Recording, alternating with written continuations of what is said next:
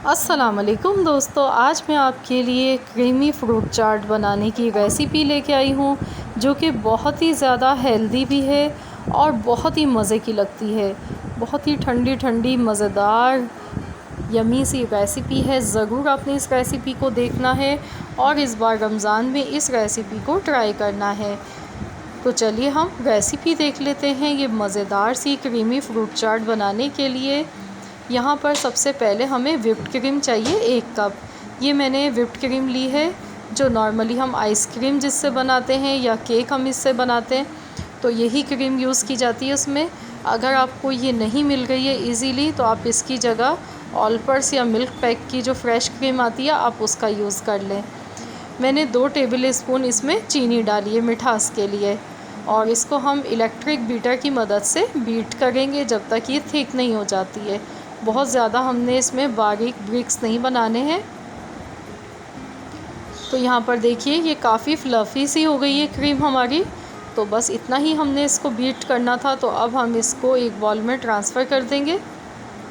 ये देखिए आप इसकी कंसिस्टेंसी आप देख लें, इस तरह की हमने बीट की है। तो अब हम इसमें सेब डाल देंगे जो कि 1 प्याली भर के मैंने यहाँ पर यूज़ किए हैं, और आम डालेंगे 1 प्याली भर के, चीकू डाल देंगे और थोड़े से हम यहाँ पर खजूर डालेंगे जिनको हमने काट लिया है। बहुत अच्छे लगते हैं इस चाट में ये।